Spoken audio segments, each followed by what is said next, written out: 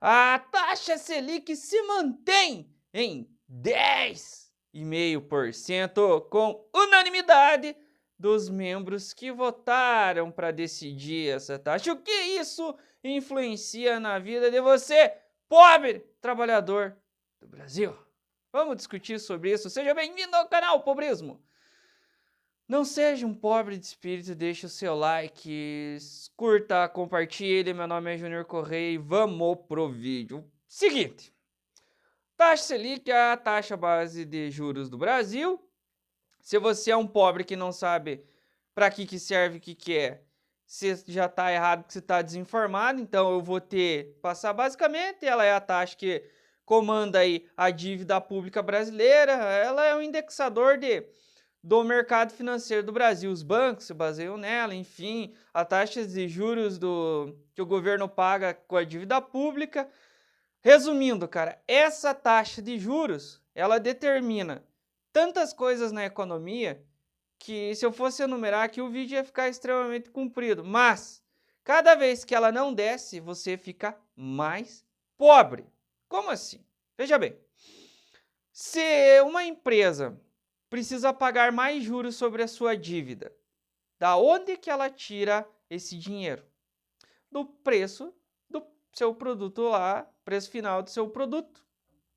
Você vai comprar uma xícara no mercado, se ela tem que pagar nos investimentos dela 10,5% de juros ao invés de 5%, só um exemplo, você está pagando esse juro indiretamente. O consumidor paga esse juro. E tem outros tantos desdobramentos, porque o juro ficando muito caro, a empresa deixa de investir em novos equipamentos, não amplia sua produção, não gera empregos, inclusive por conta desses aumentos dos preços, começam a diminuir as vendas. Diminuindo as vendas, a necessidade de mão de obra diminui e começa a gerar desemprego. Em contrapartida, isso também é um fator que controla a inflação. Mas estamos num cenário muito perigoso, porque a taxa Selic não está baixando, 10,5%, não baixou na nossa reunião do Copom, por unanimidade. A inflação está dando sinais de que está aumentando as medições dela, está já em quase 4%.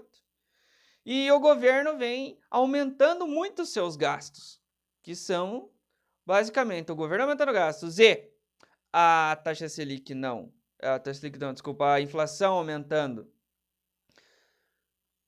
Não vai baixar a taxa Selic. Aí o que você está vendo? O dólar subindo. Se lasque o dólar, não tô nem aí. Amigo, quando o dólar sobe, até a farinha de pão sobe de preço. A soja sobe de preço. Por quê? A carne sobe de preço. E você come carne, indiretamente você consome a soja, porque vai em um monte de produto e óleo de cozinha, enfim, as gorduras. Vai até mesmo no diesel hoje em dia. A farinha, você come pão. Então, eu já citei 3 áreas da sua vida que é diretamente impactada. Mas por que é diretamente impactado? Porque fica melhor para as empresas venderem para fora do que venderem aqui no mercado nacional.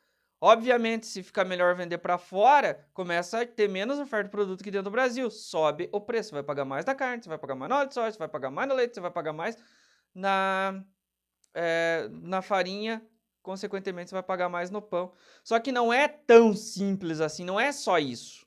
Subindo o dólar, a maioria dos produtos de tecnologia também sobe. Daí você pode estar pensando assim, tô nem aí. Cara, o celular, teu computador, o celular que talvez esteja na mão assistindo esse vídeo, é baseado o preço dele em dólar. O preço dele não é em real. O preço é baseado no seu preço efetivo em dólar. Aí você quer trocar de celular, você vai pagar mais caro. Você quer ir tomar um café na padaria, indiretamente esse pão vai estar mais caro. Tudo sobe de preço, porque o dólar comanda a economia global. Não é só porque o governo está gastando demais. Não é. O Brasil é uma crise atrás da outra desde sempre.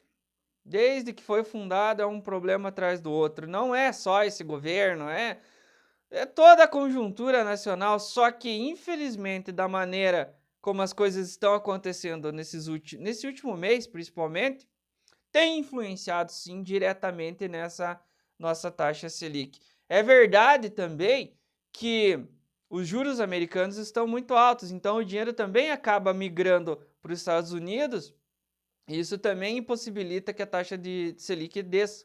Se baixarem na canetada a taxa Selic, ou seja, a força, o dólar sobe ainda mais. Então esses custos que eu falei para você de bens de consumo vão subir ainda mais. Em vez daí do dólar estar 5,40, por exemplo, que é 5,44, que é o valor que está quando eu estou gravando esse vídeo, ele pode ir a 6, 6,50, 7, 7,50.